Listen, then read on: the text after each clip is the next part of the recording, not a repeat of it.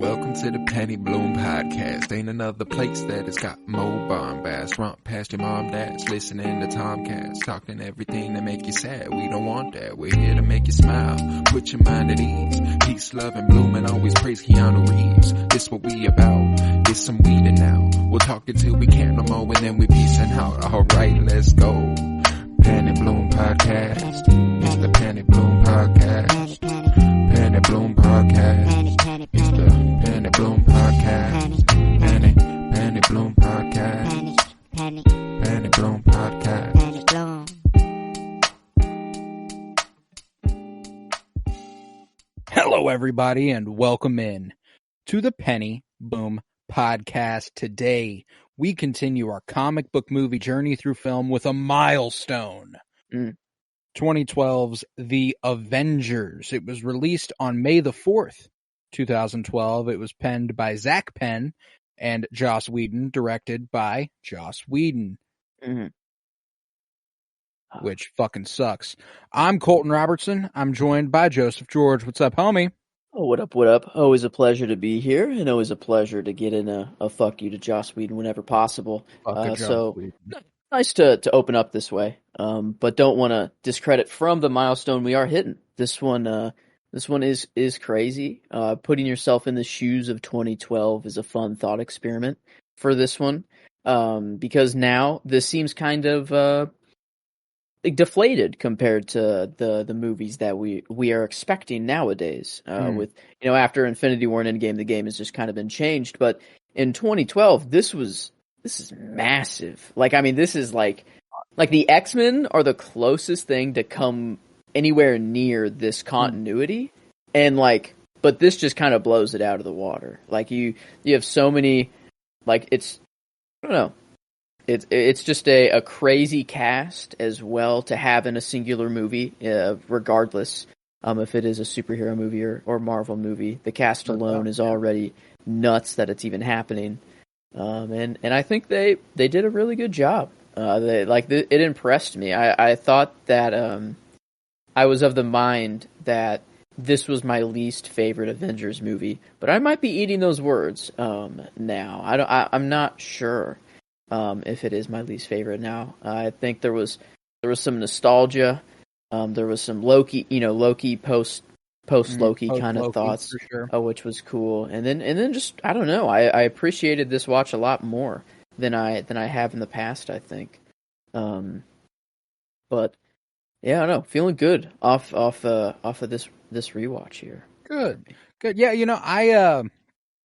I always knew I liked this movie, it's a nostalgic favorite. I remember being in the theater, summer 2012, watching this for the first time and being just kind of like, holy shit, what the fuck?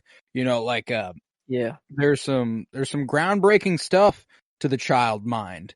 I'd never watched a scene in a movie where the earth collapsed, and at the beginning of the movie, whenever that the Tesseract goes up and the earth caves in, that was fucking awesome. I remember experiencing that vividly, and okay. I was a big Thor fan, so his introduction to this movie was always a big one for me. I remember being a little dude in that seat in the theater and just being like, "Holy fucking shit!"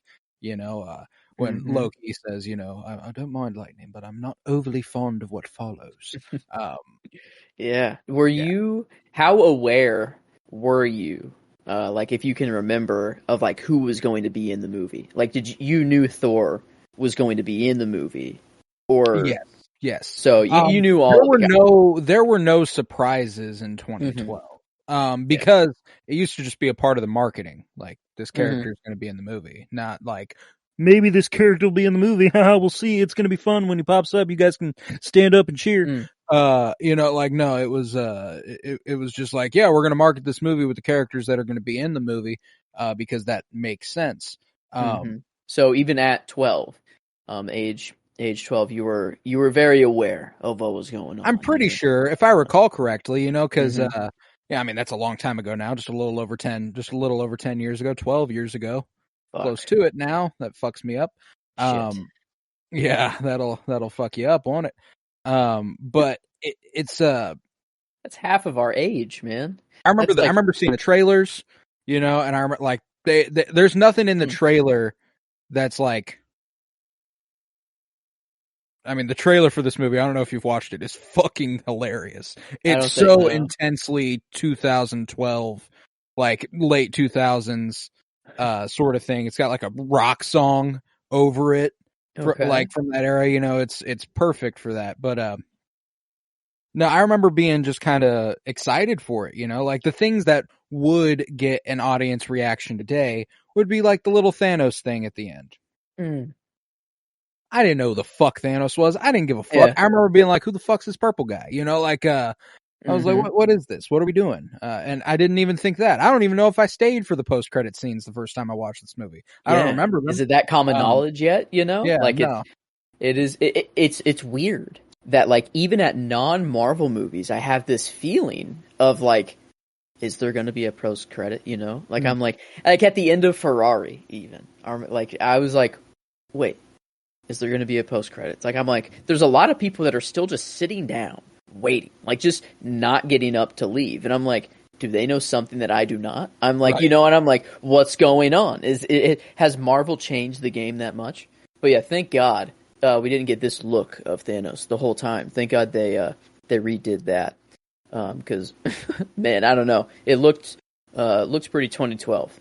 It looks like... they went for a much more photoreal thing in the end, ultimately, you know, because even in Age of Ultron's post-credit scene, and we won't get to that for weeks, but does he look the same?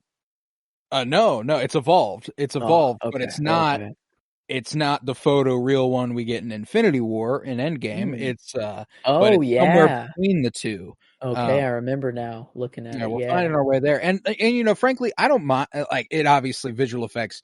It's the post-credit scene of the movie. I don't think it's like they were like, well, we got to pour everything we have into this, you know, like, but the bones of that look, I do not mind at all. I like the comic booky, like glowing eyes and the like super purple skin, not like the faded purple that we ultimately meet Thanos as, you know, like I think that they could have benefited a lot from leaning into the comic bookiness of Thanos later on, but I appreciate ultimately I appreciate what we did with Infinity War a great deal, so I don't have any thoughts here nor there, but yeah, man, ultimately what this movie comes down to is I believe this was my first Marvel movie in theaters. I don't think I'd seen one in theaters prior to this. That's awesome. Yeah, I'm jealous there. I do not think I saw this in the theaters at all. Pretty sure the only one that would give it a run for its money is this Friday, The Amazing Spider-Man. I know I saw that in theaters as well. Okay. Wow. But I don't recall which order I saw. I think I saw Amazing Spider-Man. I guess there might be a chance I saw Avengers in theaters, but I can't remember that. I think I remember seeing Amazing Spider-Man. That one sounds right. I remember going home and being like, I can make web. No, but we'll get to that this Friday. True. But this one, no, not a theater experience for me. I wonder when the first time I did watch Avengers was. It feels like I was late to the game, though. I don't know why. It feels like I was a little late to the game. Interesting. The Avengers is the only Marvel franchise that I saw every single movie in theaters. I saw this, I saw Age of Ultron, I saw Infinity War and Endgame, all in theaters. Besides that's definitely not the case. You know, I didn't see all the Spider-Man, I didn't see all the Thor, I didn't see all the Captain America, I didn't see all the Ant-Mans, I didn't see so that I think the first Thor movie I ever saw in theaters was Love and Thunder, funny enough. Oh wow. Okay. Yeah. So this was the first one that I can say that like I remember falling in love with this, you know. I remember being like, holy shit. I will never be the same after the Avengers. And you know, for that reason I'm always thankful for it. I do appreciate the nostalgic value it gives me. And I'd recalled it not aging well with me in terms of my enjoyment. I feel like the last time I watched this, it's funny thinking back to like the last couple years for our movie coverage and my movie watching habits and stuff. Like when you go back to the very beginning of this podcast back in 2019, 5 years ago now, or almost 5 years, we will reach that here in a couple months, but, you'll hear me say like Star Wars takes that are tired, regurgitated nonsense that now I don't even believe. Like going back and listening to the 2019 episodes of this podcast is fucking useless. You do not have any idea what I think if that's what you listen to.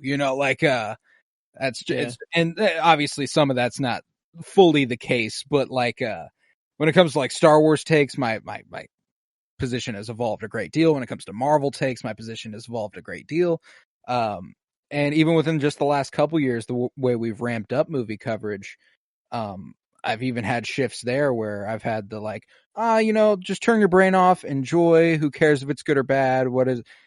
I'm getting back to a place where I'm like, well, for me to enjoy it, it also has to be a decent level of good now, which is never a place I wanted to be, but here I am, and that's okay. This ultimately was an interesting viewing of this movie where I remembered it worse than it was. It was better than I thought it was going to be. It's still not fantastic, still not great, but it's a solid movie, a lot more solid than I thought it was. And I enjoyed it more than I thought it was going to. Therefore, I'm very happy with this watching. This was a great watch. How are you feeling? I think what this has led me to believe is I still think it might be my least favorite Avengers movie. Oh yeah, me too. I have no doubt about that. I think it still is, and that just goes to show how just they brought it for the Avengers movies, man. Like the tier of those movies is just insane if this is the bottom. Because I mean, man, like I don't know if you count Civil War a little bit. If you count that in there, I'd say my order would go Avengers, Civil War, maybe Civil War and then Avengers. I'd say they might be interchangeable, and then Ultron, and then Endgame, and then Infinity War. I think we've got the exact same order there, ranking there. Yeah. So and that's crazy because this placed 6th on my comic book ranking that we have. That for the movies that we have so far, this is number 6. It's right below Iron Man, but right above Cap, the first Avenger. And I kind of see all of these movies sort of on the same level. And all of them have their own sort of strengths. Iron Man, I just love the character so much, and it's his origin. Sparked the whole MCU. I don't know, just a whole lot of stuff going on with that movie. And it might not be the best of them, but the story's still really good. I think it's made. I think there's for me in terms of quality, Iron Man is top 2 in Phase 1. Yeah. Cap, I think is undeniably the best made movie. The story's just incredible. The set is awesome. I don't know, had just more heart. I cried in Cap. I guess I don't know. I had a few tear up moments here. The end of this movie, this is besides Captain America, which is the qualifying thing for Phase 1. For me personally, far and away the best. Like, there's a drop off in terms of the ending, the quality of the ending after Captain America and the Avengers. Like, Thor's got a solid ending, Iron Man's got a solid ending, the Incredible Hulk has a solid ending, but none of them are like there's an elevation between those and this. Like, it's there's a heart to it, like it feels like there was a passion put into specifically Tony Stark. I think that Tony got it's fascinating rewatching this movie and, with Joss Whedon in mind, which I fucking hate the guy, and it's hard to rationalize the things I like about this movie in relation to him. Because that's his character. He loved Tony Stark, and he made him the most interesting character and the most compelling character. I'm sure there was some sort of Feige, Favreau influence that was like, we want him to kind of be the face, but there's a different level with Tony here. I don't think there's a moment he is looking bad. Like, I don't think there's a single moment where he is like in the wrong. I mean, it depends on who you are, you know, like, that's the thing, is that in the moment whenever he's arguing with Steve, in a typical environment, you'd be like, he's like genius, playboy, billionaire, philanthropist. You're like, oh, what a douchebag. But Steve is being a douchebag. Steve is being an even bigger douchebag in that moment. And that's one thing that I can't stand about this movie, is that I feel like Steve is not captured well. No, not at all. I think this is what fueled my hate. I wouldn't call it hate towards Cap, but I just like, it was like I was always, this is what made me Team Iron Man. Like, I was just like, Steve just kind of sucks. Like, I don't know. It just, and that's just how he was in the movie. He did have some strong moments. In here, but like cool every moments are action related. And even so, and that's at the end of the movie. There's not Steve isn't cool until the third act of this movie. Yeah, he's just the butt end of a joke, or just embarrassed in front of everyone else. Like that whenever Tony says that, you know, that line, like Scarlet, you know, Black Widow's like, oh yeah, he's right. Like, it's like it is made to put Steve down and put Tony up on a pedestal. Like, well, that's the other thing too, is that's an environment where the person writing and directing this movie is extremely important, because it is Joss Whedon's feelings about Tony that are reflected in Scarlett Johansson's Black Widow's reaction to that statement. In a typical environment, that's an eye roll. It's like, fucking okay, guy, you know. And then he retorts with that, like, everything special about you came out of a bottle. And that's not true. That's the point of First Avenger. No, that's the whole point of the movie. That's the entire. And obviously, Tony doesn't know all that. It's obviously 70 years ago and stuff. I think he might mean like literally, like everything you can do physically. It is because of a bottle. But like, that would have been the line for Black Widow to give the that nod instead of the billionaire. Because I feel like that's a little like the genius, billionaire, playboy, philanthropist. Like, that's a little bit of, that's an eye roll, you know. It's like, okay, guy. But still, even so, I think that's there's a lot of moments like that with Tony, and ultimately it reflects kindly on Tony, which is why Tony's my favorite character of this movie. You know, I think that dude.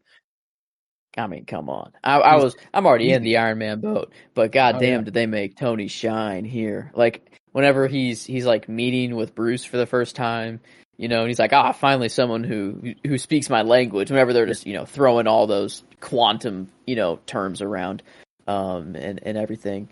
But when did you become an expert on quantum mechanics, quantum astrophysics? And he's like, yesterday. Yeah. Am I the only one who did the reading? Yeah, come on, guys. What's up? It's like, I expect Steve Rogers, someone who has been awoken in a new world to understand quantum physics. Some form of electricity. Dude, yeah, poor Steve, man. You know, like, that's one of those. Every time it like makes sense and is actually like, there's a lot that Steve has to catch up on. I love the moment whenever the helicarrier rises out of the water and flies, and Steve takes it all in and he hands the $10 to Nick Fury, and he's like, you won that bet, you know. And that's not even what Nick Fury was talking about in terms of his mind being blown. He's like, oh, you don't even know then if this is what you're giving me the $10 for. But so like, there's all sorts of moments where I think that sort of stuff does pay off. And I appreciate that ultimately at the end of this movie, there's an undeniable leader quality to Cap that you can't you simply can't ignore. Whenever he takes over the commanding of the defense of New York and is basically spearheading it, and he's like, all right, we need people on this street and this street, we need a perimeter based here. He's like, why should I listen to you? And he kills like 4 aliens in a row. He's like, all right, we need, you know, I love that moment. And there's a lot of great moments like that. That's a really big strength of this movie, is that something that Whedon is actually quite good at is translating the comic book medium into film. like this movie is a comic book movie or comic book come to life. Like that's absolutely what this is. It doesn't shy away from its fantastical elements. It has quippy one line. I can see a lot of it on a page. I absolutely can. And for that, I gotta give him credit. And it sucks that like Zach Penn also wrote this movie, but so much of what makes this movie is Joss Whedon's taste. Like it bleeds through in X-Men, it bleeds through in several other movies that he's worked on. It's just the sort of comedy that's not introduced in this movie, but is extremely formative on the future of the MCU. Yeah. Whenever, Iron Man like tackles Thor and Loki's like, I'm listening, like he's like the corny, stupid shit that 12-year-olds are going to laugh at. That's absolutely what Joss Whedon excels at, is making movies for the young mind. But it's perfect. Like the amount of times that you just got different characters with each other, like they oftentimes just had like Tony and Cap, or Hawkeye and Widow, or Fury and somebody. Like the amount of different interactions you got in the movie were, I don't know, it's you kind of got like interactions between everybody, and then also each character had their own moment like in the movie. Like I honestly can't believe I didn't like Black Widow as much like after watching this movie, because oh my god, she was nuts. Dude, her opening sequence, for one, I have like a shot that comes out of that. I wrote down a couple shots because I was like surprised that they put some effort into some of these shots. Like I don't remember it being that way. But whenever Widow's interrogating some of these, I don't know, Russian higher ups or something like that, and then Coulson calls her and is like, "Hey, I need you to come in." And she goes, "All right, I'm gonna put you on hold." Right before that, like it's just showing like a train on the train tracks, and then it like the camera pans up, goes through the window, like the top window of that building, and then shows like Widow in the chair, all tied up, and then the guards around her. I was like, whoa, that was just like high effort for no reason. And I noticed, I took a peek at yours. There are a lot of thoughtful VFX shots. Like it wasn't just, we're going to film this on a green screen and we're going to figure out a way to make it work later, like Green Lantern a couple of weeks ago. Like that's how and there are still a couple of those moments, like it's impossible to sort of light some of these situations, like when Tony arrives back at Stark Tower for the first time and he like it undresses him for him, and the city's in the background and stuff, and it's just like, okay, well, this looks really bland and kind of, but that's incredibly difficult. Like with that shot, like it's nice to have an area that is practical where you are filming and to create the effect of that camera kind of rising into that environment. Super cool. I loved that. It was, I don't know, I like the early stuff I thought was shot just way better than I remember, and I wish they kind of kept that through the entire movie. They definitely didn't. It was very strong in the early parts of the movie, and then it was just very sparsely sprinkled in kind of as the movie really went on. That's an interesting tone visually. Like Widow stuff is all dark and like this yellow kind of hue to it as well. Like it's just kind of this very dark into Banner with Hulk, and like where he's at, that little girl leading him out to the outskirts of the city. I'm like, man, this is actually looking like really good so far, and even the shield dark energy, with the Tesseract stuff, like all that stuff was actually awesome. I'm like, man, do I remember this movie like so wrong or what? Because like it is opening strong. When we get to the helicarrier, stuff gets a sameness to it that is.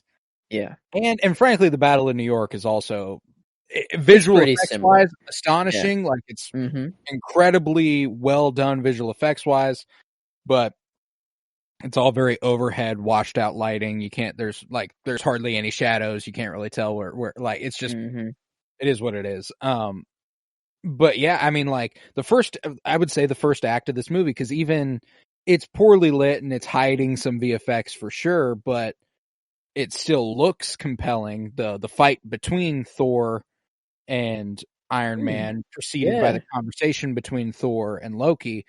All that it might not look great, but it looks better, and it has a visual language, unlike some of the stuff later on. Like, what I do appreciate about the helicarrier is that I think they kind of knew this was a bland environment in terms of lighting, and because I mean, like, that's what that would be. It would be fluorescent overhead lighting. There wouldn't be dramatic lighting in the helicarrier, you know, like that's so like I guess it makes sense. But my favorite scene comes whenever the scepter is kind of fueling everybody's worst impulses. And we get this like cool tracking shot through everybody where it like zooms in on everyone as they're talking. It's really, it's cool blocking. It's cool camera movement. And then it travels over the scepter and turns upside down to face everybody to show how it's manipulating everybody. And so like that was a good example of them using the camera as a tool instead of just the environment. Okay. I do like that. And like I don't remember the Mind Stone. The Mind Stone's kind of like huge here. Like I don't know how I've never like taken this into account. With you kind of forget that it's what's in Loki's scepter. Yeah, because it's blue. You know, I've always known it as the yellow in Vision's head. You know, like that's how I know the Mind Stone visually. I'm thinking it's like powered by the Tesseract or something. You know, somehow the scepter, but like it just has this like radiating ability. Like, you know, kind of. It is definitely doing something to each of them. Like 100, like they're not holding the staff, you know, but like it just being there kind of just is doing something to them. Oh yeah, because like, and that scene leads into a moment with Mark Ruffalo that almost made me give him the performance where, and I loved like the physicality of it because you can like see, like they don't show you him picking up the scepter, but you can see when it happens. But when he's talking about how he put a bullet in his mouth and the other guy spat it out and stuff, like honestly, the most compelling Hulk moment, and I don't know how long. I don't know that we've gotten a single Hulk moment as compelling since.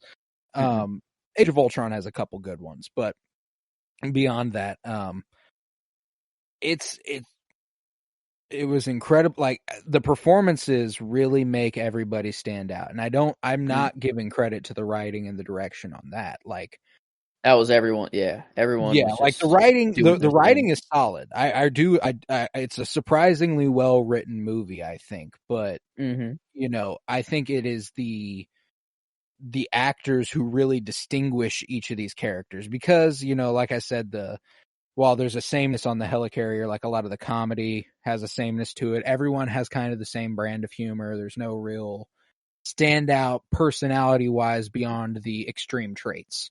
And it's the subtleties that are portrayed by the actor that ultimately get you to recognize each of these people as individuals. And I really appreciate that. That's something that, you know, like Eternals had a tough time with, I feel like. There's a little bit of a sameness to everybody in Eternals, and obviously there's a little bit more of an obvious reason for that. They're designed to be kind of are the same in a way, but I see what you mean. It's supposed to be different though. Definitely, like in the movie wise. A lot of them are, you know, but they do have a very stoic emptiness about them. I love Eternals, by the way. I love Eternals more than this movie. I'd agree. At least as far as how I remember Eternals. I haven't watched that in a while, so maybe I feel differently when we get there. But it's really compelling to watch these actors, a fantastic, just brilliant cast of starting at Samuel L. Jackson, which is a legend, an absolute legend. You got Robert Downey Jr., who's been working consistently for 30 years at this point. You got Mark Ruffalo, who's been around the block. You know, you got Scarlett Johansson, who was in an Oscar-winning movie a decade before this, was in The Prestige several years earlier. Like, it's just stacked to the brim. And then you've got the younger guys. I know Chris Evans wasn't new to the scene, but he certainly hadn't been doing this sort of thing. You know, he'd been a comedy douchebag for years, and, you know, he'd been in Marvel movies, but that was also his brand there. Chris Hemsworth, hardly in anything. Tom Hiddleston, hardly in anything. Fucking loved watching them on Stellan Skarsgård. Stellan Skarsgård's there. Very small role. Gwyneth Paltrow, a very small role. Yeah. Like it's crazy. Yeah, it just keeps going. Paul Bettany, technically, for voice. Yes. My boy, gotta throw him in there. But yeah, it's, oh my god. Yeah, if this movie is not an Avengers movie, I don't know what it would be, but it's going to be a good movie. Like that's the thing, is that even if this was written terribly, I bet like just because of the cast alone, it would be enjoyable. They would make it good enough. Yeah. Yeah. It's a lot of really, really talented, experienced actors helming a cast that, even Clark Gregg, like the guy who plays Agent Coulson, he was not new to the scene, he wasn't well known, but he'd been a working actor for 25 years or something like that. Like the dude had been around, and Kobe Smulders making an appearance here was, she's very well known for her role as Robin Scherbatsky in How I Met Your Mother. Fucking love Kobe Smulders for that reason. So she's no stranger to acting, it's just an insanely deep cast. I enjoy it a great deal. Yeah, I for performance, I think there was I was specifically kind of looking at Loki a little bit more just for post Loki, but the performance that actually stood out kind of the most to me, that surprised me, was Scarlett Johansson. And sadly, she had to be sexualized a lot throughout the movie. But I think with the scenes where she's actually given something to do, she knocks it out of the park every single time. Like the opening with the Russians, she's playing them the whole time, and then whenever she's start talking to Coulson and just starts beating the crap out of him, I guess it's probably a stunt double doing some of that stuff. It's not ScarJo flipping, tied to a chair, flipping over a guy and having the chair break on him, I'm assuming. Yeah, probably not. But it's just her acting. Whenever she actually, this probably comes. I think this is my scene. I think I am gonna nail it down. It's whenever everyone's they're on the helicarrier, and everyone's kind of splitting up. Everyone's getting mad at each other. The gang's breaking up, and but Widow, she goes to visit Loki to try to get his plan out of him. And it seems that it's going very, very well for Loki. In this situation, I think he did scare her somewhat. I think, but it was mainly, she was just playing him to keep him talking and to see what his plan was, what his further plan was, to get them to split up and stuff, and just their conversation that they had. Tom Hiddleston did a great job, but then the immediate switch up from ScarJo to go from so scared and shaking through the glass, she is almost about to cry almost, and then she turns around, and it's oh, Banner, that's your plan. Okay. By the way, his plan is to unleash the Hulk on all of it. It was nothing. I don't know. I love ScarJo. Back to that first scene where she's like, "This idiot is giving me everything." I'm not giving her everything. And I appreciate the way that Scarlett Johansson fills this role incredibly. I love Black Widow. I love Natasha Romanoff. She's become, looking back, probably my favorite Avenger. But at the time I didn't give her enough credit, and that's probably because it was always who would I want to be, not who's the best character, et cetera, et cetera. There's a lot of really cool implicit world building too. I love the way that they do they build up the Hawkeye relationship very quickly. Loki calling it, Dreykov's daughter, and the hospital fire and all this, and watching her kind of shrivel into a genuine sort, she doesn't like being reminded of that stuff. We've seen that before, but the way that she's able to utilize people's perception of her as, the Russians even comment, oh, what are you going to do? You're weak, you're small, and Loki comments on it where he's oh, Nick was the big bad, Nick Fury was the big bad cop, and you're going to come in and be nice to me and hope you can get. And she's like, I don't give a fuck about that. I love the way she uses people's perception of her to flip it on them in the end. And I think that makes her a really compelling character. And there's something so cool about her. And, I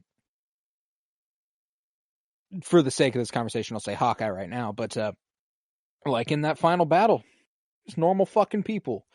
I've always loved that. I've always loved that about, whenever Cap's like, you sure? And she's like, yep, gotta do it. And he pushes her up and she jumps on the back of a motherfucker and steers him around with knives and stuff like, it's gnarly shit. That's just a human, bro. Mm-hmm.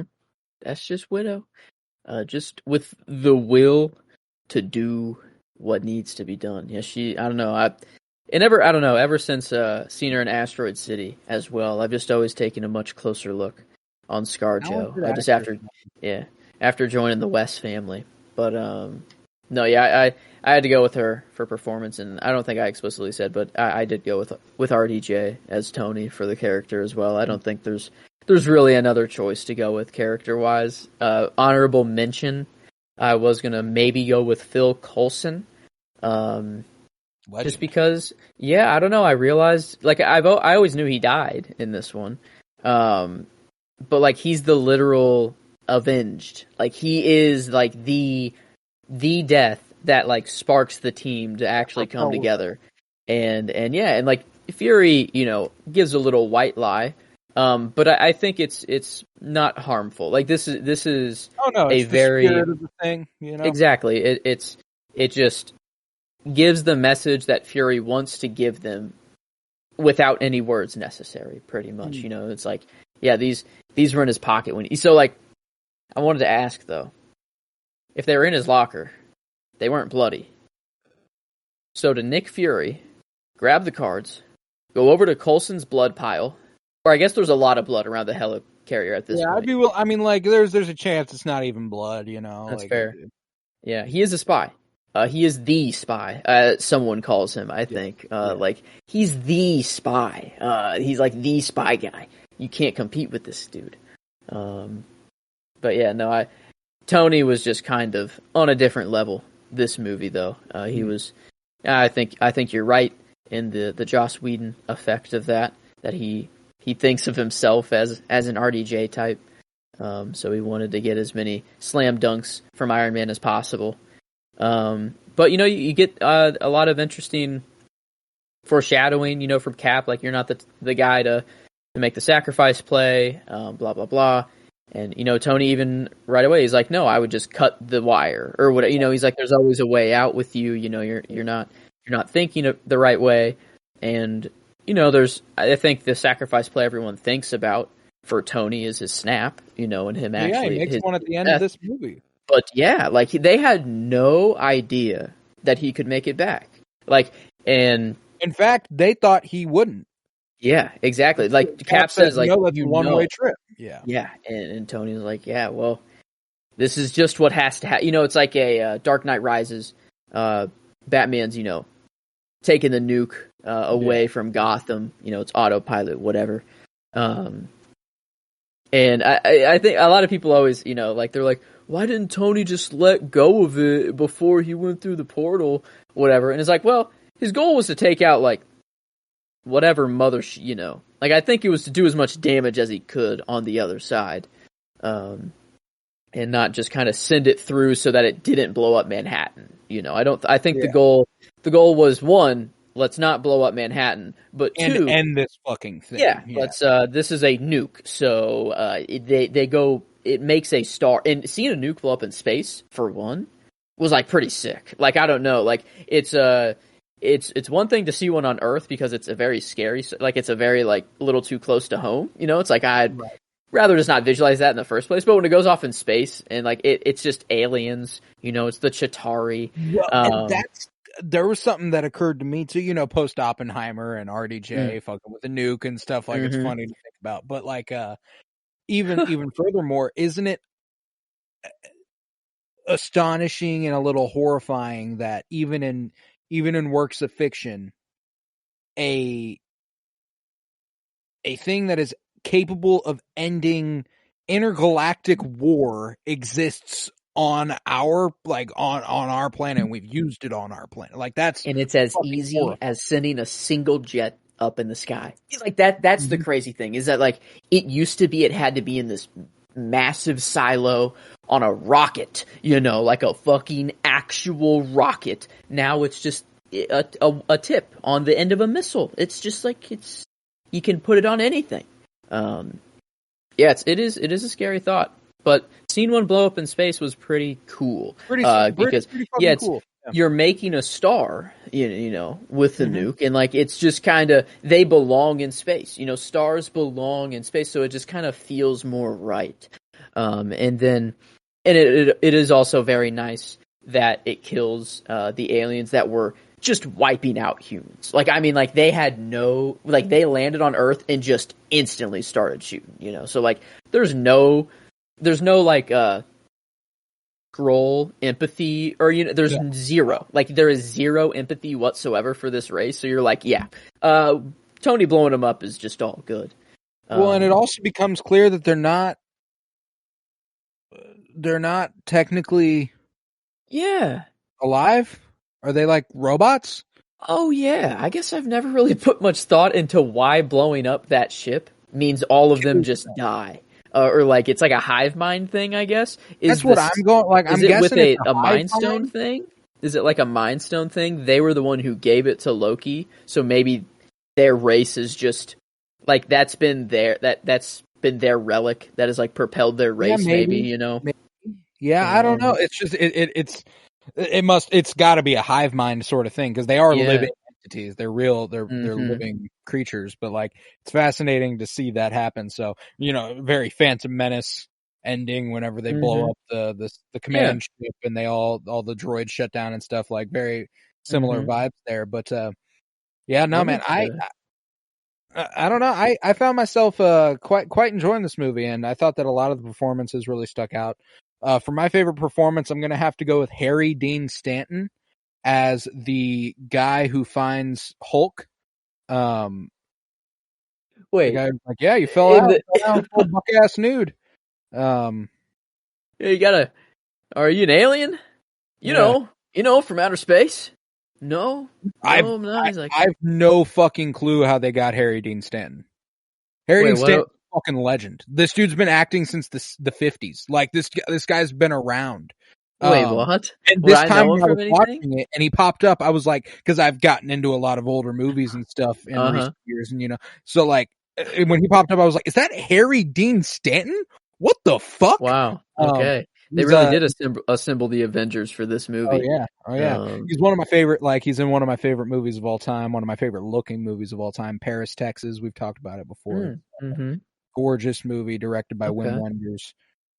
He's the lead in it, and he's so fucking good. So like whenever he popped up, I was like, why the fuck is Harry Dean Stanton in this one scene bit role? But I love it. But no, I'm not actually going with Harry Dean Stanton for my performance. I just wanted to shine some light on the fact that he's in this fucking movie, which blew my mind. I'm going with Tom Hiddleston as Loki. I think that he's coming with a vengeance in this movie, not just as, the character, but as a performer. He's got a lot on his shoulders, a lot of great legendary actors to go toe to toe with. He has a couple scenes acting straight across from Samuel L. Jackson. This is Tom Hiddleston's like third role. Samuel L. Jackson's been working for 30 years. 30 years now. Closer to 20 years then. 25. Still though. Yeah. No, still Samuel L. Jackson. Bro's been that man since 1995, 94, like it's when he was in Pulp Fiction, that was kind of when it was like, oh, this guy's a fucking star. So 2012, or almost 20 years later, Samuel L. Jackson's been around the block. But he's got scenes across from him. He's got that scene with Scarlett Johansson, who I can't remember if I don't think she was an Oscar nominee for Lost in Translation, but I mean, like that, like I said earlier, was nominated for an Oscar. Wow. This was? Yeah. Nominated for one Oscar, best achievement in visual effects. Yep, that is it. Yeah, which was and ScarJo's been nominated for 2 Oscars, not at this time though. Those both came in 2019 actually. Wow, she got nominated for Best Actress in a Supporting Role and Best Actress in a Leading Role in the 2020 Oscars. Same Oscars. She was a nom for both actress categories. Okay. Yeah, regardless, I would have thought Lost in Translation might have got her something, but because that was like 2003 and she was fucking fantastic in it. But she's been around the block. He's got scenes one-on-one with her. He's got scenes one-on-one with RDJ, Robert Downey Jr., who is no stranger. And in every single one he holds his own, and that's impressive. Tom Hiddleston just came with something to prove, it felt like. Dude, he was a villain, like a villain in this one. I think whenever they need that dude's eyeball to break into something for it's like for the iridium or something like that. I don't know, some metal.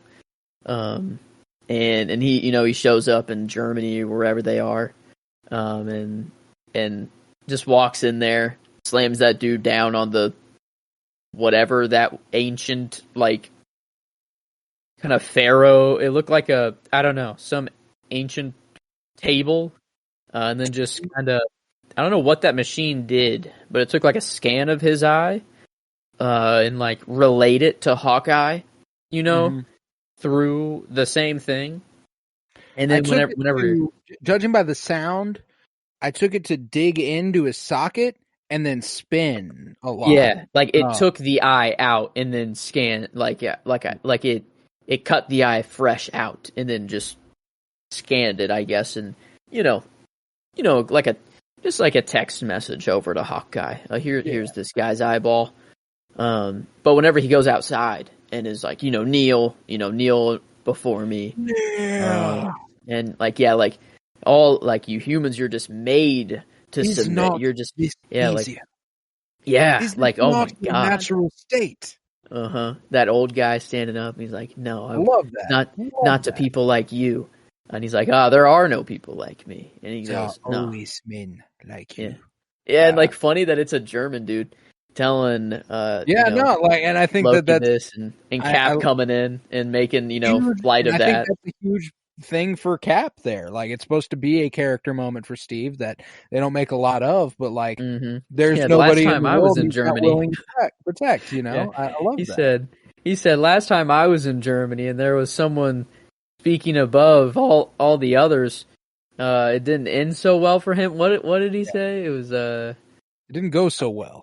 Yeah. But it was nice. Like everyone had their moment, which was awesome. Like Cap fighting Loki there, and of course Iron Man has to come in to give the last blow and make it easy, but Loki meant to be captured anyways, I guess, so it's like whatever.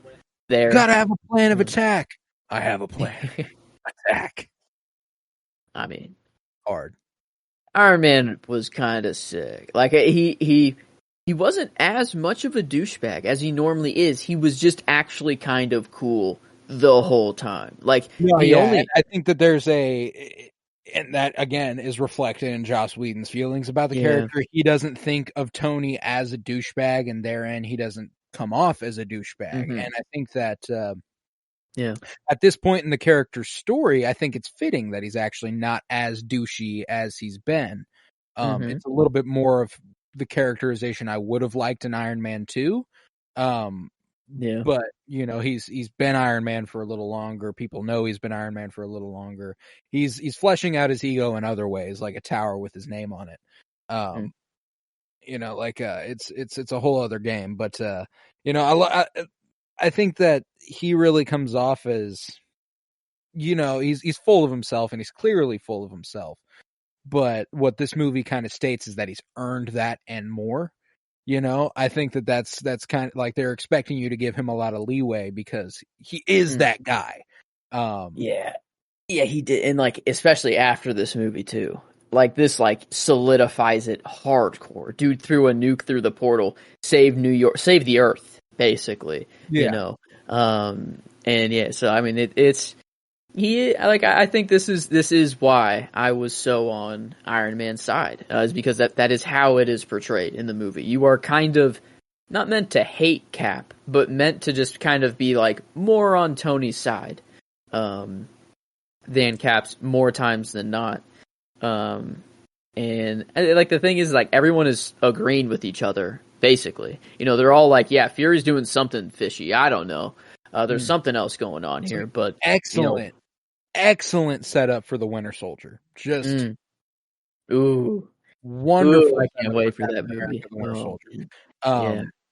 Which man. it's hard to say whether or not it's intended, but this is where that seed of distrust in Steve for SHIELD and for the American government as it stands this is where it comes from, you know? Yeah. The council, also kind of cool, like Fury being like, yeah, well, I know it's an order, but I know you made a decision, but it's a stupid ass decision, so I'm not gonna follow it. You know, he's like, and that decision was to nuke Manhattan. You know, he's like, no, he's like, if there's any possible chance of saving Manhattan, I'm going to do it. So that was cool. And you know, he played his role pretty well. I thought he Samuel L. Jackson is a fucking wonderful. Oh man. He was awesome. And I love his reasoning whenever they do confront him. Whenever Steve's like, "Sorry, the computer was working a little slow for me." One of the only cool moments from Steve, as far as before the third act of this movie, whenever he's like, what are you doing here? You lied to me. You said you weren't going to do this, and this is what you're doing. Even Nick's explanation of it, he's like, because of him. And Thor's like, me, I'm your friend, bro. Like, I'm down with you. And he's like, yeah, but you're not the only one out there, bro. And we are hopelessly outgunned. We are fucked if anyone comes around this way. So yeah, we're working on shit. And I like that, you know, Bruce calls it what it is. He's like, why is SHIELD working on weapons of mass destruction? You know, why are we doing this? And I think that, you know, it's hard to dig into the politics of such an outlandish possibility. Like having to worry about extraterrestrial threats. Threats that are godlike. You know, like not just like us with some technology, but like this dude can't be killed with bullets. You know what I'm saying? Like that's not possible. So like there's definitely a level there that's you know, hard to compete with. And it's I think the setup there for Winter Soldier, where Steve's like, okay, you may have your reasons, but you shouldn't lie about it. You need to be front facing with your reasoning. You know, because there's a dude on the World Security Council, kind of the head honcho, who's like, we're going to do this no matter what you say. He's all shadow counseled up, and you can't see their faces and stuff. Where whenever he's like, you have the largest secret intelligence agency in the world, and you're leaving it up to these 6 misfits, you know, like these random motherfuckers. You're just gonna. It's like, I'm not placing it in their hands. We need help, you know, like that. We're still going to do our part, but there's only so much we can do. And I think that's a great thesis for this movie, ultimately. And if you're hot on this one right now, there might never be a better time for you to start the show Agents of S.H.I.E.L.D. I was literally like actually thinking of it, because on Disney Plus, like the timeline, there's 2 Coulson things before this. Something like with Thor, like they're shorts. Thor. 2 shorts. But then I'm like, oh man, I always forget that there's a whole show that I've never seen. It's about Coulson. Yeah. Coulson is the main character. And it's set after this. So much harder. Oh my god. Wait, it's set after this? Yeah, big storyline there. He comes back to life? Oh. I had no idea. Yeah, no. So there's a whole story, like he emerges from the shadows at the very beginning of the show. He's like they're talking to some agent, like Kobe Smulders is in the first couple scenes as Maria Hill and stuff like that, and they're introducing characters, and someone earns a certain level of security clearance and he like emerges from the Okay. shadows and he's like, welcome, he's like, and you're supposed to be like, whoa, Coulson's alive. How's that? Okay. But this lead motherfucker on the World Security Council is Hydra, and it's revealed in that show. And that's something they never touch on in these movies because he's not even in Age of Ultron. He's not even in The Winter Soldier, I don't think. So like it's just this random motherfucker in the first Avengers movie ends up being like a major fucking character in Agents of S.H.I.E.L.D. That's awesome. Yeah, and that's why I appreciated this movie for its subtle setups. There's a lot of small stuff they do that's like, oh, this could be unfolded, and it was unfolded in a really interesting way. And obviously there's the more on-the-nose stuff with like Thanos at the end of the movie, but they don't do a lot of that at all. Like it's you were mentioning earlier about how this is kind of small potatoes compared to where we've gotten with the universe, and I wish we would get back to just Earth-threatening incursions, not like galaxy implicating, it has to be literally everything. Everything has to be at stake in order for people to care. Like it's like, but no, this is very. I mean, it doesn't even have to be the whole Earth. Just give me, That's what I liked about the Marvels a lot. A lot of people didn't love the Marvels, but the Marvels is the Earth is in trouble movie, and there are a lot of other planets that get in trouble, but like it culminates in the Earth being in trouble, and that's interesting stuff. That's always like that's where the heart is. That's where we are. Have you watched any of the new What If yet at all? Season 2. I watched the Nebula episode. Okay, I don't think I finished it. I think I might have fallen asleep through this, but I remember there was one where Tony didn't make it through this portal. That he was he didn't he got the nuke through, but he did not come back to Earth. He was teleported to where Thor Ragnarok takes place. Yeah, and he becomes the Grandmaster. That's what happens. He becomes the Jeff Goldblum's character. Yeah. And I don't know, that was pretty cool to watch this movie after seeing that. Not even thinking that as a possibility because I always knew Tony made it back. But that. What if he didn't? Yeah, the intention was completely that he was not going to make it back. He would die. Going through here probably. And yeah, that was awesome. And I expected a little more theorizing and Loki shenanigans and all this stuff to come from this movie, but that's the thing is that there's really not a whole lot to go off of at all. It's cool seeing Loki right before he gets taken into the show. And that's a thing that always slips my mind is that he is not the Loki we know at Infinity War and all of this stuff. When he gets taken, it's 2012 Loki. Very, right. I want my throne Loki. And it was really cool to be set there. And yeah, so there's not even really many moments like in Thor when I'm like, oh, he could have time slipped here. This would have been a really cool, callback if they do it. It's not even really any of that. The only kind of thoughts I was having was about the Mind Stone. And because I guess I've never really paid attention to it, and I wonder, the only people who have come into contact with the Mind Stone, Vision, because it was in his head, Loki, right. Here, he was given the Mind Stone, Scarlet Witch, Wanda, Thanos. Yeah. Tony. I think. The Hulk. Yeah, okay, true. They're snaps. But, the characters who did not have it in the Infinity Gauntlet, or whenever they had all of them at the same time, they're all massive, Scarlet Witch and Loki. Loki is basically the Time Stone, Scarlet Witch is basically the Reality Stone, and, they both have this weird connection with the Mind Stone. And, I've never thought about this before, but, Selvig, Skarsgård says, it's given me ancient knowledge.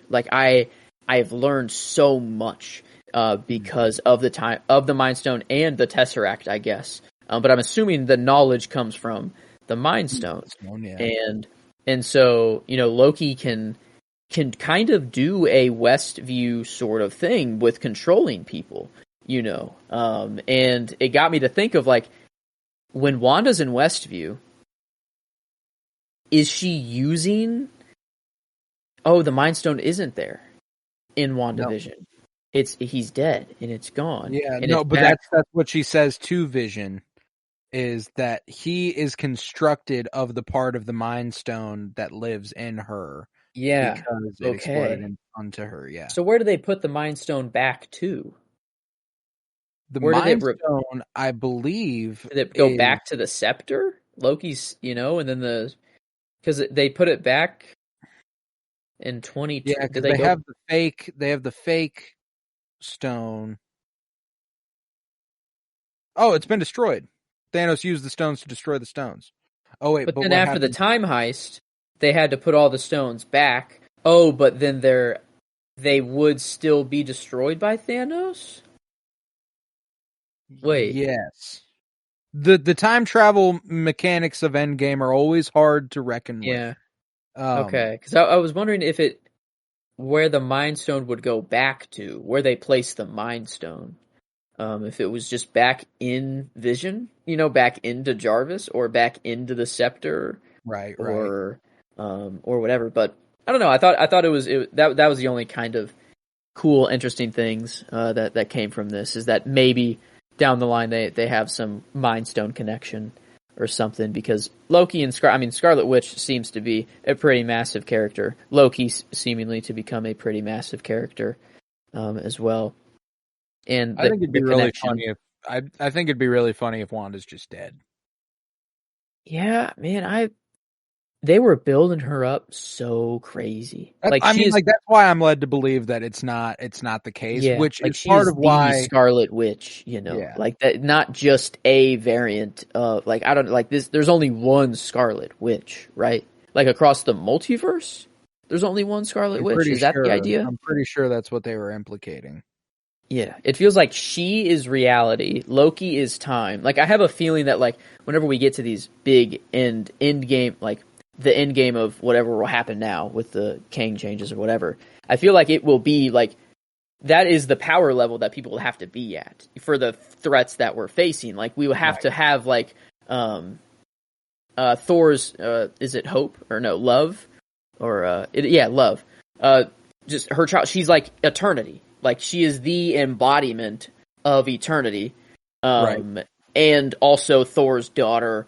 It's I think we are building to God heroes, and I think it could be an interesting way to say that times or the Infinity Stones themselves are kind of irrelevant now. It's whatever, anyone can have an Infinity Stone, but Wanda is kind of the embodiment of the Reality Stone and has this Mind Stone connection as well. Loki being kind of the Time Stone and so on and so forth.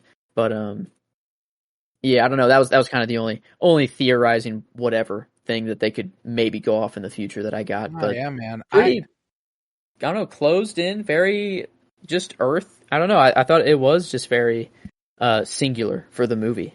Absolutely, and it's not even this threat has been eradicated. The threat has been ended. The Chitauri, the Earth invasion is over. But Thor still goes back to Asgard with Loki. Yep.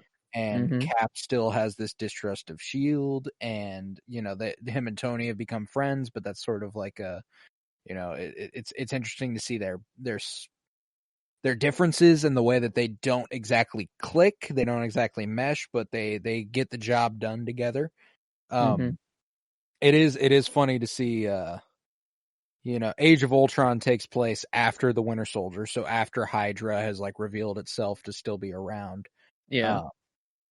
But it is interesting to think about how, at the end of this movie, my favorite line of the movie is sort of the last hard hitting moment whenever Nick's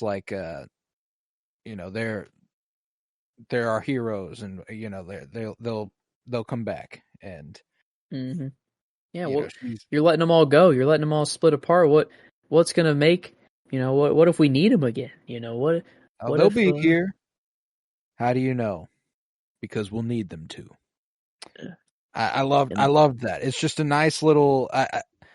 I love a good for good sake, happy happy-go-lucky ending, and that's something that I think this movie succeeds at. Where, like First Avenger had a fantastic ending, but it's not happy. It's not a happy ending in First Avenger. And this one's triumphant. It is, it's a little bittersweet. There was an alien invasion. Manhattan got fucked up. That's for sure. A lot of people died. But they, the end with the council there, now the universe knows not to fuck with us. We got the Avengers, it's in, we are not to be fucked with. And that was pretty cool. This was all about. Yeah. Partly. Man. Yeah. My line, was from Tony whenever he, is maybe offering Loki a drink, and then Loki throws him out the window. His suit catches him, and he comes back up, and he says, "Yeah, and there's one other person you pissed off. His name is Phil." And then just shoots him, and they start fighting him. But before then, he's describing how everyone on the team is pissed off at him, and we're the Avengers. That's what we call ourselves. By the way, first member that I'll mention. Your brother, Thor, by the way, he's on our side, completely. He's against you. Sick. We have a Hulk, as well. Like he's going through every character, and I love that. Every character really gets their spotlight in the movie at some point. Yeah. Dude, I loved. There's a great moment when Thor comes face to face with Loki during the Battle of New York. He's like, "Look what's happening. Look what's going on. We can stop this."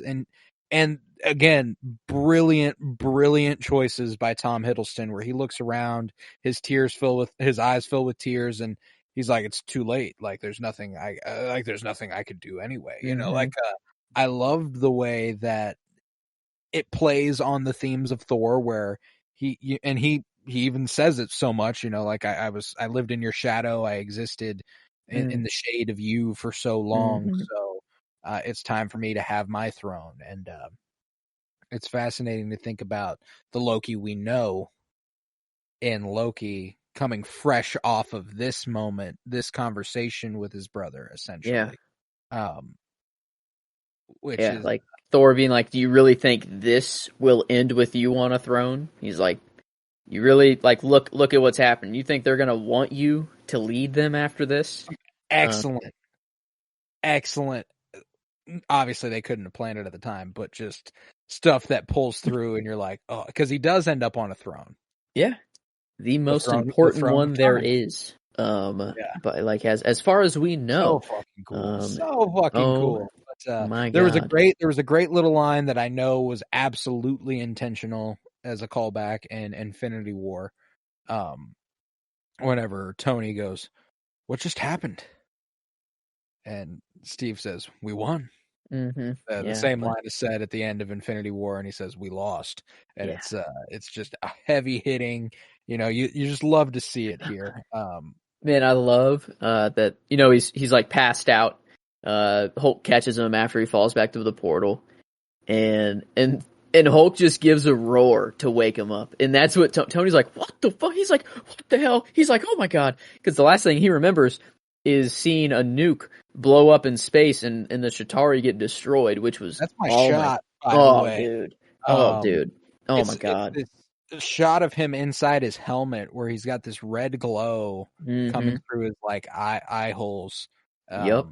And I was like, oh, for me, it wasn't even close. I was like, I mean, and the thing is that his face is on the very end of the screen, and it's so obviously it's black. The rest of the it's obviously way bigger than the inside of his helmet, but it makes the shot look so much cooler. The light is I don't know, maybe I think it's all supposed to be inside of his helmet, but it's just kind of showing that he's in space, completely just viewing this explosion. I don't know. It was beautiful. I thought it was gorgeous, and then when it lights up, and you watch his eyes get wider, and then whenever it dims is when he shuts his eyes, and it's he sees the job's been done. I love that. Wonderful moment. And like I said, the ending is a heavy hitter. We haven't even mentioned this. Alan Silvestri's score of the Avengers is fucking incredible. The Avengers theme is too classic to Yeah, it's instantly from the first note. You're like, oh, I already know what's going down. Yeah, it's like dun, dun, dun, dun, dun, dun, dun, dun. Yeah, fucking love that shit. Mm. Bum, bum, bum, bum, ba-da, yeah, they're that the classic shot of the circle around them too with the theme playing. It was one of my choices, but it's a oneer in air quotes, made to look like a oneer. But after like kind of the battle's going on, and it starts, I forget who it starts with, but it starts down like the street level, showing like, I don't know, Black Widow maybe killing some people, and then like it transitions to the Hulk just crushing people up, and then like an arrow on Hawkeye comes in. Like it's made to look like one continuous shot, but obviously they're not flying a helicopter around and capturing Manhattan during an alien invasion. But that's why the achievement in visual effects is astonishing. Mm-hmm. Like, yeah, there's so many of like another contender for your shot I saw was Hulk chasing Black Widow, and that's another one of the things where a practical set, it's not on a green screen, where she is practically lit, and it provides a source of light for lighting Hulk in that moment, makes it look perfect. I've always there was one moment in this movie with Hulk. I loved Bruce in this movie. I loved Mark Ruffalo. I thought that for a first go at it for him, this was really great. And this moment kind of shines a light on the ending of the Incredible Hulk a bit. Like there's a surprising continuity maintained, where I made a comment when we were talking about the Incredible Hulk, how the ending, whenever he just like snaps his eyes open and they're green, and it's like days without incident, and I was like, it doesn't really make sense. They don't really continue that, and I was like, oh, they absolutely did. This was the point he was making at the end of the movie. Oh, I'm always angry. That moment's always been kind of hit or miss. Yeah, it's like, I don't like it. I don't like it. I don't know. It's cool. I used to love it. I used to be like, yeah, that's badass. But now I'm like, this is fucking stupid. That doesn't even make sense. Yeah, it's hard to explain in like one line. I think it's like, it's not that he's always angry. It's just that like he's in complete always control. Has access to his anger. He's in such control of his anger that it is just, which is also not true. Yeah, it is. He's lost control earlier in the movie. Yeah, he did. Yeah, so like that's one of those things where I'm like, thematically, is it the Mind Stone there? Maybe maybe the Mind Stone is doing something there. I don't know, but because every other time he transforms, it is good guy. He is helping out everyone. He catches Tony. He's very aware to do that. He's very aware to listen to Cap whenever Cap's laying it down. Hulk smash, and he's like, okay, thank you for the green light. I always love that little smile he gives. And frankly, like that's my just that line. It's just it's a big hero moment, and I appreciate what they're trying to do. I just think it falls a little flat. Beyond that, I love Hulk in this movie. I think they do a wonderful job with Bruce, and they do a wonderful job with the Hulk, and kind of portraying that dissonance, and I think that without that line, I don't have as much a problem with the thematic kind of caving in on itself a little bit, because what he's implying is that I have control over this. I have, and he does exactly that. He is able to transform into a movie. And I don't know what I would have preferred. I don't know. There's nothing that I would like, because I think you could.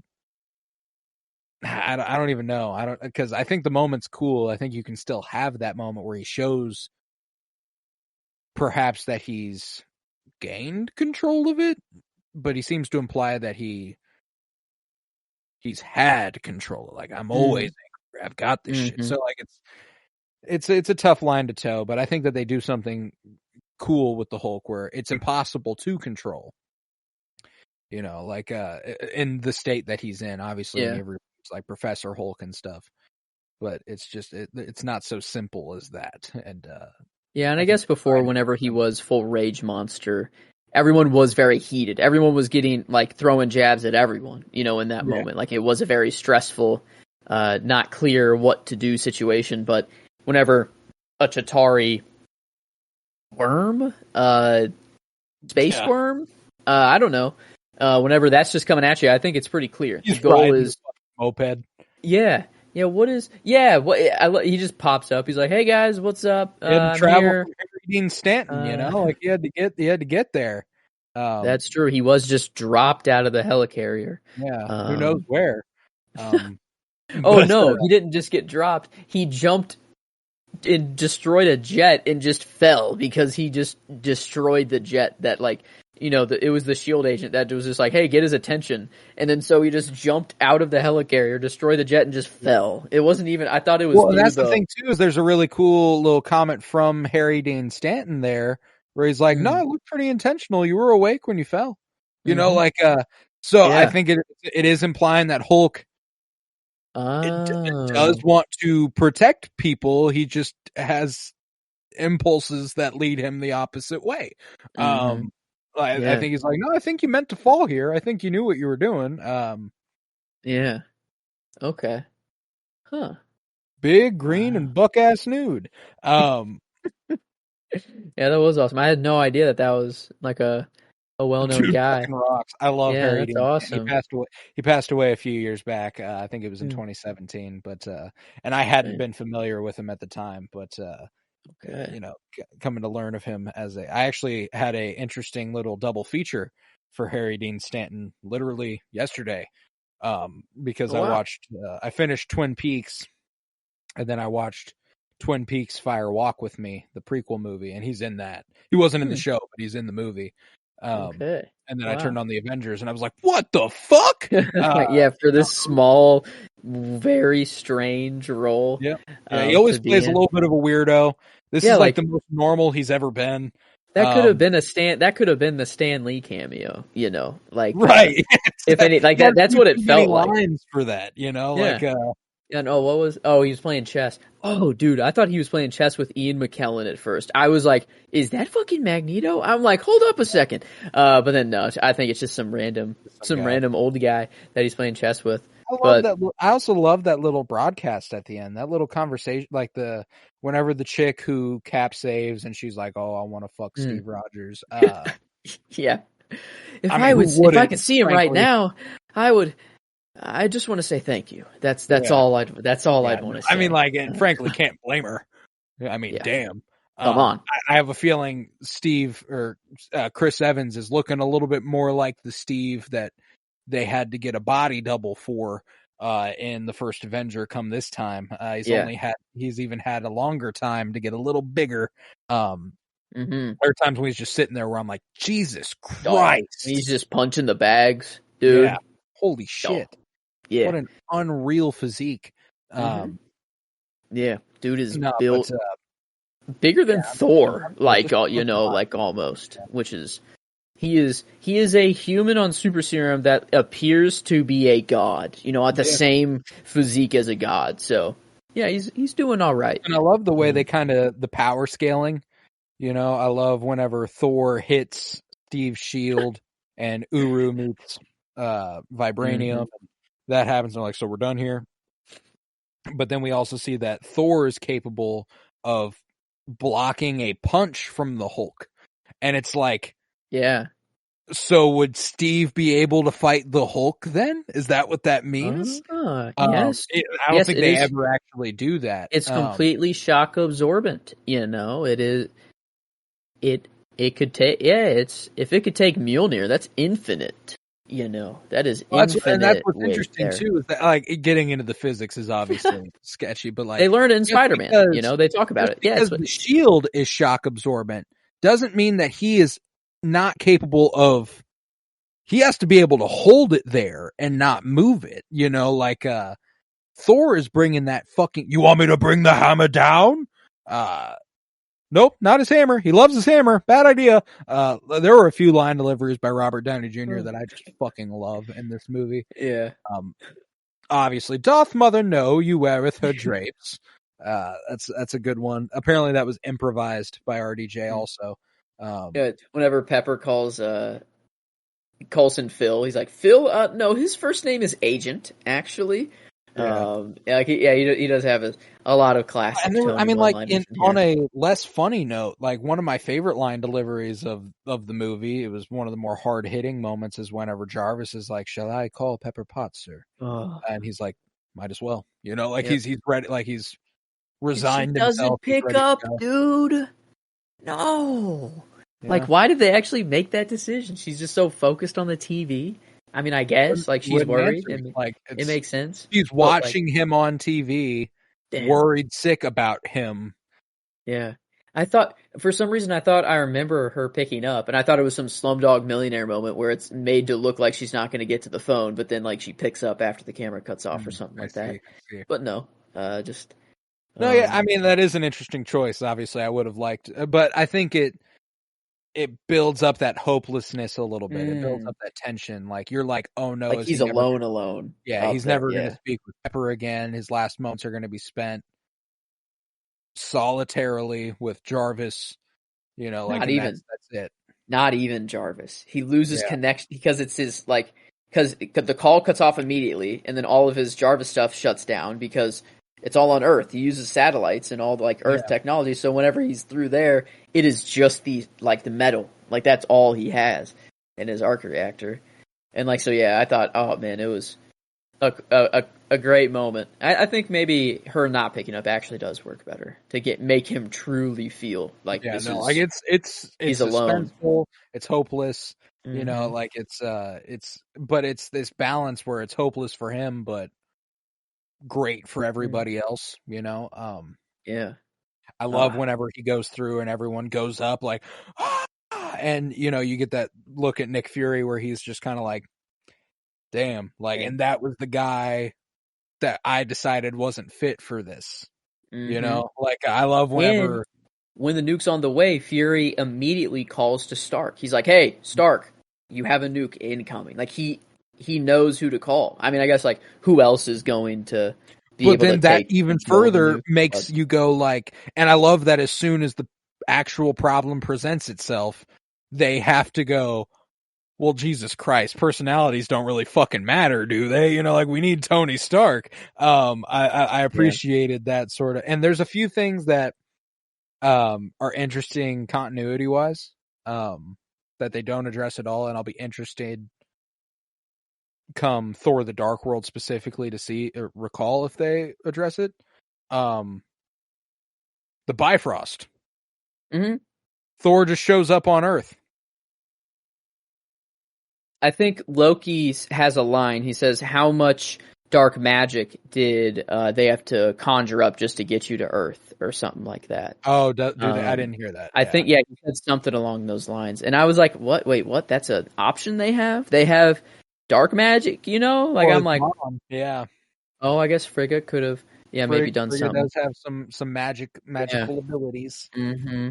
Yeah, but that is interesting. They did. I didn't catch that. No, I mean that's enough. That's enough for me then. And then they use the space, obviously, to get back. Yeah, they do have the space stone, so that does help. They built that little machine. I guess Thor would just know, more than the Earth people, I guess, on how to actually harness it. So that makes sense there. But where is the scepter? Is that just on Earth still? And the scepter is in Shield possession. That's a big storyline for Endgame and WandaVision and Loki.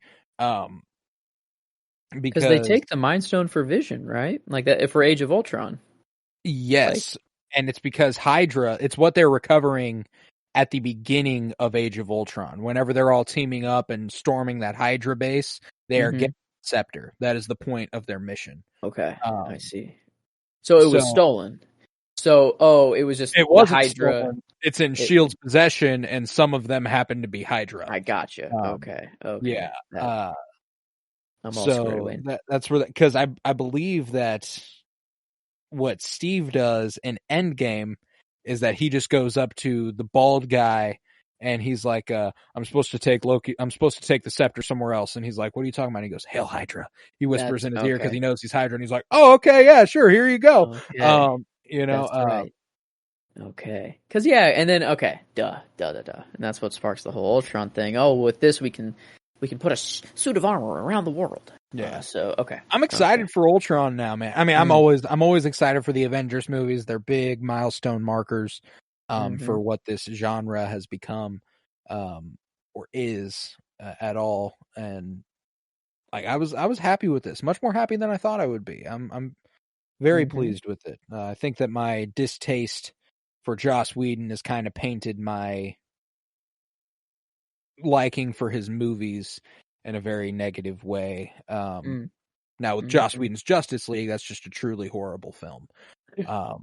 Yeah, it's like if it is good, it's like it sucks because it's like, man, I wish it was bad so that you're a shitty human but I'm glad we at least got this. You know, like I'm like if you're gonna be one of the worst people. I guess it shouldn't take one person to ruin everything because you also have all the actors, all the VFX artists, all of everyone else that's working on the movie too. Exactly. There's a lot of effort that goes into any given film. So like there's always people to give credit. And I think that the VFX artists deserve immense credit. I think that Alan Silvestri, his work as the composer on this movie, deserves a ton of credit. I think that all the actors deserve all the credit. There's a lot to like here. I think that something that kind of surprised me that this movie's not as guilty of as a lot of post Michael Bay Transformers blockbusters. The editing is actually tolerable. It's not god awful. Which it paced maybe a little slow. I think it could have been a little quicker. I think, and that's for sure true. But I blame that more on the structure of the script, like the getting the team together first act. Very cool. Love that. Did what Rebel Moon tried to do way better in every single way. Popping into what Rebel Moon does in 2.5 hours is what they did in this movie in 40 minutes. Exactly. And that was just that. I don't even fucking remember what happened in Rebel Moon, and I watched that like 5 days ago. I literally terrible. Anyway, but I had that thought when I was watching this movie. It's like, they're just getting all the gang together, and like, oh my god, they're doing it so much better. And I absolutely adore that. Obviously, you get a bit more out of some of this stuff if you have seen the movies prior, but you don't have to have seen the movies prior. The characterization is strong enough that, and the only one where that is not the case is Captain America. I think that. But even that, you don't need to have seen it. It's just not. It's just not perfectly in line with that first movie, I don't think. Why did he not sign Coulson's cards? Why do you have to be a douche to Coulson? Why? Like, why? Every time Coulson tried to talk to me, he was kind of like ignoring him. Like, oh, okay, like you're just like a weird fanboy. But like, I feel like Steve would be like, oh yeah, no problem. I'll sign these for you right now. Like he'd be like, yes, like. We're on a jet. I'm not doing anything. Like, I don't understand why they made Steve feel like the douchebag and Tony feel like the gleaming, like good everyman. Like I think that what you're trying. The way that I can try to justify it in my head is that Steve is relatively fresh off his nap. I guess distrusting of S.H.I.E.L.D. because they put him in that fake room and like he's got a painted. It's not a great sensibility he has for S.H.I.E.L.D. at the moment. I think it's just that's the thing, is that this movie doesn't really give you enough to go off of in terms of Steve to really give you an idea of what he's experiencing. I think that he's alone. Everyone he knows and loves is 70 years gone. And I think he's kind of resigned himself to a lonesome livelihood. So being thrust into a group where his humble ass is being praised at every turn, it's also a little bit difficult to kind of like ration with, so like I think that's the best I can do. The movie doesn't give me anything to give you that.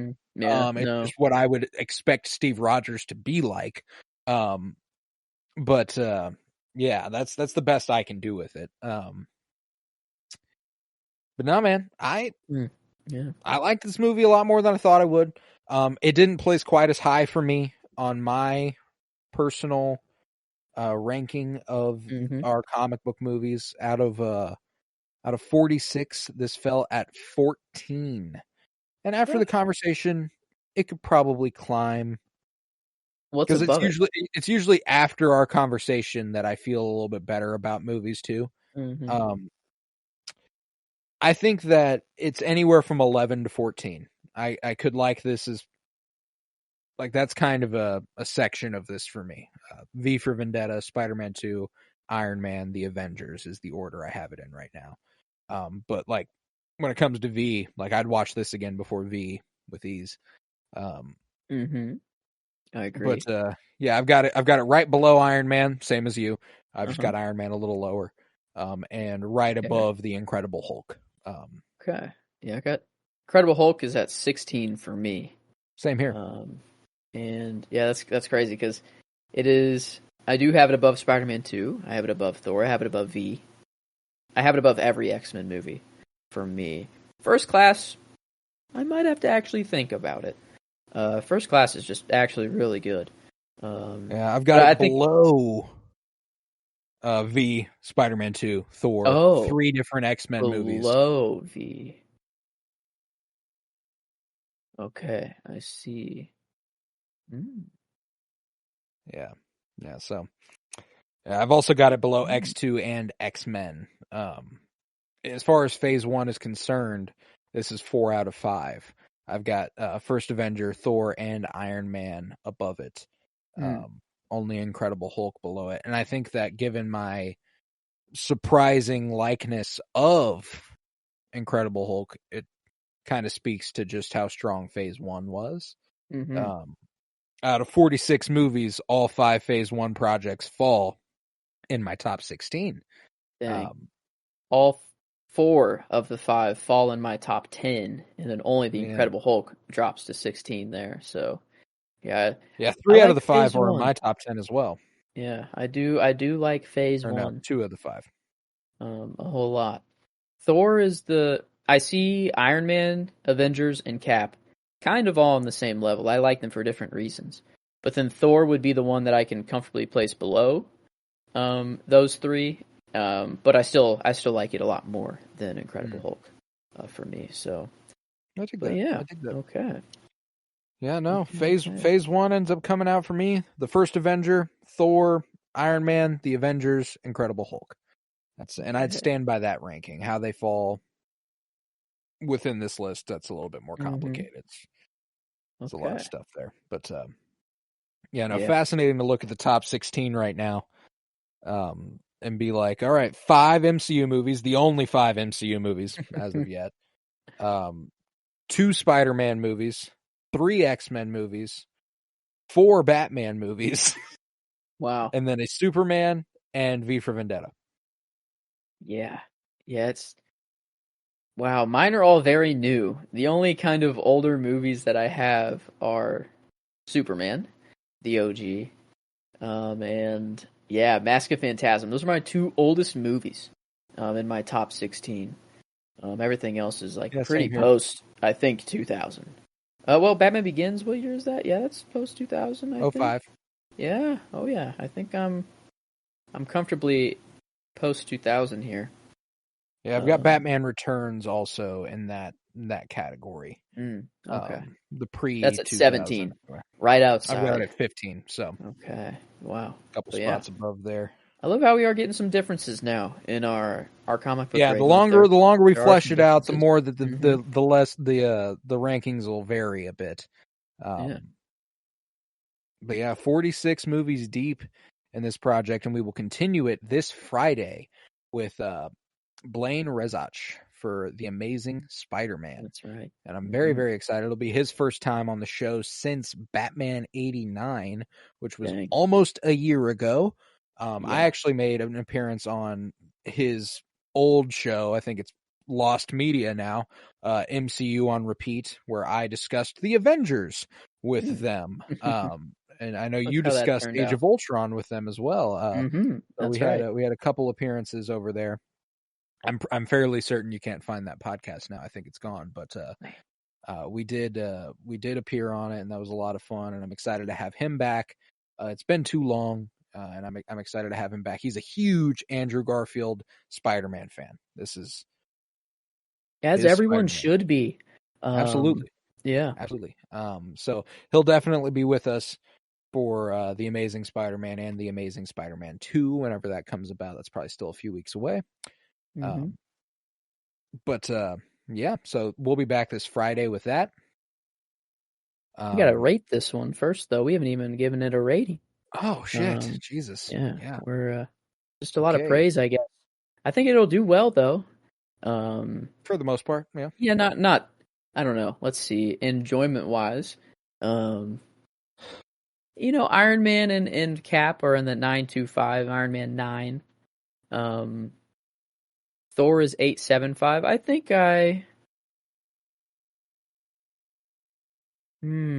I think I might be more. Does 9 sound too high? It does. For me, this is like I said, I have it below all three of those. So like comfortably for me, 8.5. If that's too low for you, I could go 8.75. But I do think, I don't know. That did kind of get me like thinking about. I do think I enjoy Thor more than this. Like enjoyment wise, I think that is kind of clear. This is a long movie. That is the one thing that stands out about this movie in terms of, and this will affect the quality as well. But goddamn, when I paused that movie, I was like, I gotta pee. What do I have? 15 minutes left? Yeah. And I paused it and it said 50. I was like, okay, what the fuck? Very long. Yeah. Very long. And when I say that, it's because the battle was about to start.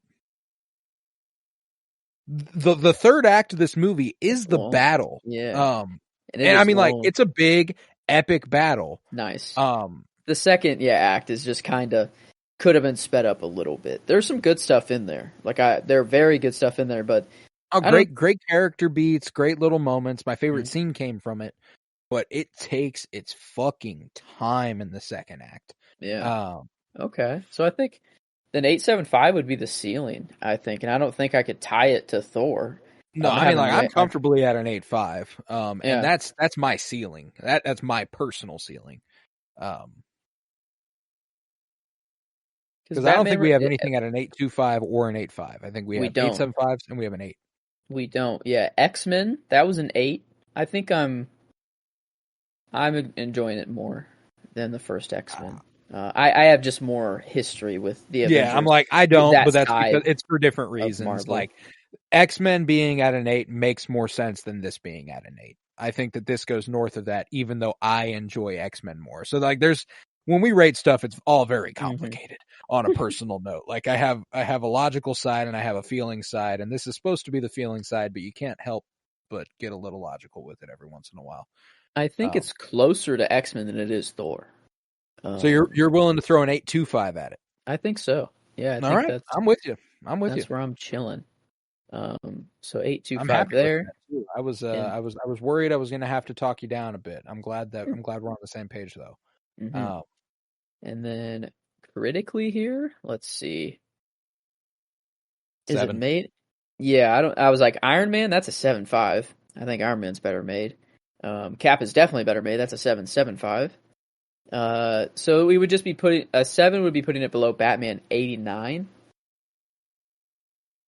I think in terms of, like, here's the thing. I think this movie is better written than Batman 89. I think it is better performed than Batman 89, but I think there is a much more inventive, creative spirit behind Batman 89. I think there is a lot more intention in almost every single action in Batman 89. I think that it's not that they fall into, like, when you have a cast like this, you got to really fuck up to fuck up, like they're doing a really good job. And I think that they get to carry their weight a lot here. But, when it came to Michael Keaton's Batman, there was no guarantee that was going to be a success. Michael Keaton was a comedic actor who hadn't really done anything of that extreme. Not obviously they had Jack Nicholson, kind of anchoring that. But regardless, I think they're good for different reasons, and I would absolutely watch this again before Batman 89. But photography, not even close. Batman 89 is a better looking movie. That's true. So probably about even footing, 7 or 7.25 is where I'm at. How does this sound? A 7 ties it overall with Thor at a 7.42. It ties it with Thor. A 7.25 would give it a 7.58, which would put it above Thor, but below X-Men and below Batman 89 still. Okay. Then I would say I don't know. Is this on the same level as Thor? I think enjoyment-wise, Thor is definitely better. But I think this is written. I think it's a better movie than Thor generally. Yeah, I think I'm kind of where Batman 89 has that visual uniqueness. That's for sure. I don't think that's deniable. I think the performances of this one, the writing, I don't know. This might be better written than Batman 89. I think it is. I think it is. I think I might have been talking. I think I can't put it at a 7.5 with Iron Man. I don't think. No, it's not as good as Iron Man. And the X-Men, if anything, this makes me think that Batman 89 might just be a 7. But if we're gonna go with what we have, I would match it with Batman 89. 7.25 would be cool with me. Okay, so that would give it the overall of a 7.58, so a 76%. We're actually harsher than IMDb. IMDb gives it an 8 out of 10. And Tomato Meter 91 on both the audience and beloved. Yeah, I mean, like, this was the first of its kind. There hadn't been a movie like this ever, and it was extremely exciting. It was super fun to watch, and in 2012, this is getting 10s across the board. We here have the benefit of hindsight. That is true. Yeah, if this just came out, we'd be like, holy shit, this is the biggest thing to ever happen in comic book history. But sadly, or not sadly, very happily, we have No Way Homes and Endgames and stuff that we can enjoy. But yeah, it might be, I guess, tainted a little bit with maybe we want the simpler stuff. The industry implications of this having success might be long-term negative, but in the interim, very positive, and it brought me a ton of joy. Oh yeah, but hey, I mean, going from a 1 critical movie to a 7.25, we went I'll from take it. Yeah, that was great. A great start. Let's see. Is this the actual first? No, Captain America was the first. Yeah, this is the second week of 2024. Getting, was a little. We've gone up and down. There was quite the valley drop. For Spirit of Vengeance, but now we're up top again. We back up. I think. Yeah, and we got some great stuff. I mean, oh my god. Yeah, Amazing Spider-Man. We got another Spider-Man movie for the first time in some time. Next week. I mean, when was Spider-Man 3? When did we put that out? That feels like it was a little bit ways back now. It was. Was that September 15th? That was pre-Marty. Yes, it was. Yeah. September. I like using the Marty Scorsese and Wes Anderson spotlights as like benchmarks for the comic book movie film because they interrupted that project. Like we stopped doing it for a little bit. It's like, our phases. It's kind of like our phases of our comic book project. Indeed, but we're getting some bangers. We're closing out 2 trilogies next week with Iron Man 3 and Dark Knight Rises. And yeah, I mean this is looking like a fun month. Man of Steel and the Wolverine, Thor: The Dark World. I mean, yeah, this looking like a pretty fun month for comic books. So, absolutely. Absolutely, I'm excited, and with that, I will actually end the show now. I don't know what I was thinking earlier when I thought I was going to end it about 15 minutes ago, but yeah, this Friday we'll be back with the Amazing Spider-Man, as I said, with Blaine Rezach, and I'm very, very excited for that. I'm so excited to have him back on. We got a little mention of Batman 89 during the ratings process, which he was a part of there. he'll be happy to know that we've changed the rating system a bit, and it's a lot less contrived, much easier to comprehend. But yeah, it's my 24th birthday today, as of today, the publishing date. Okay. January 10th. I'm 24 today, baby. Everyone listening at home, say happy birthday, Colton. Happy birthday, Colton. Yeah, if any of you actually listening said that, I possess far too much power. I possess far too much power within these hands if you actually said it. Not you, Joe. You're participating in the podcast. You're my homie, of course. But we've also we got Game of Thrones on Monday. Winter is Blooming season 7 premiere. That's right. On next Monday. Very, very excited about that. This is I have these arbitrary season numbers for the podcast because when it started, it was like this is season 1 episode whatever the fuck, you know, like you had to, in our distribution service, you have to have a season number. So after our first like hiatus at the beginning of the show, I was like, well, that was the end of season 1, so now this is season 2. This episode is actually the end of season 5 of our show. It felt fitting. The end of phase 1. Season 6 of Game of Thrones ended earlier this week. It's going to kick off season 6 with The Amazing Spider-Man and season 7 of Thrones, and that'll go, I don't know how long, because season 5 started, I believe, when the Bad Batch season 2 premiered at the beginning of 2023. So far and away the longest season yet, having stretched over a year. But they don't really mean anything. It just kind of marks new beginnings for the podcast and new directions and where we're going. And so it felt good to start something new there. But yeah, with that, head to Twitter, follow at PennyBloomPod, follow on Instagram at PennyBloomPodcast. Remember to leave a 5-star rate and review wherever you might be listening, and to continue downloading. We started off January with a bang. We're carrying the momentum from the end of 2023 into 2024. We concluded 2023 with north of 12,000 downloads. Coming into 2023, we'd had 10,500 ever in 3.5 years. So surpassing that and then some in 1 year was huge.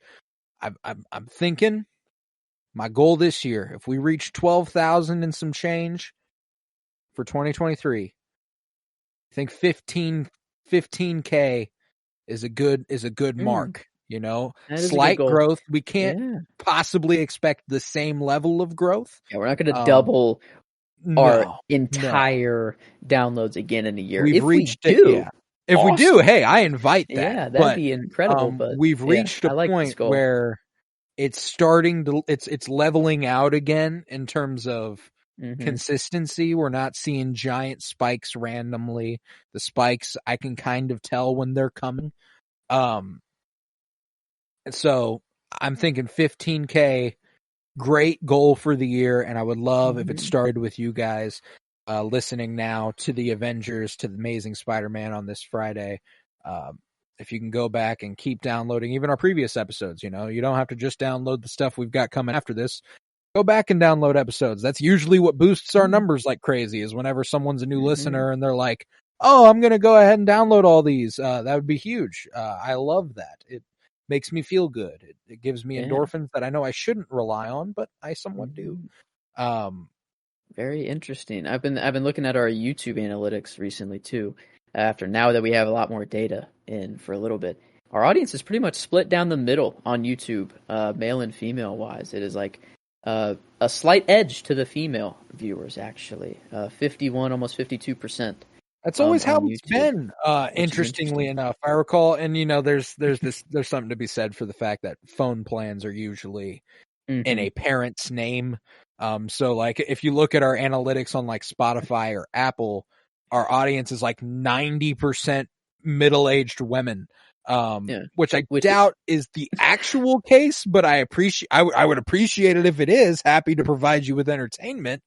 I doubt that's what's happening though. So Yeah, no, I'm happy to provide anybody at all with entertainment. Yeah, it's a great deal of fun doing the show, and no matter who's listening, no matter how many people are listening, we're gonna do it. But it's nice to know that people are. So thank you all for being here so dearly. Let's make my 24th year a success, or my 25th year. Yeah, it would be my 25th year. Yeah, true. Yeah, that's fucked. Quarter. I hate this. Yeah, it's very God strange. damn. This movie came out at the halfway point in our lives right now. Yeah. So no, fuck me. yeah. Makes me feel good that like half of my life, is 12 years. There are people who are going to be like, "Oh, fuck you. You're 24. You think you're old." Like, no, That's I don't true. think I'm old, but I am. Everyone ages, guy. It's all relative, Yeah, exactly. We're all different here. Exactly. But the podcast celebrates its 5th birthday here in a couple months, come May, and I'm very excited about that.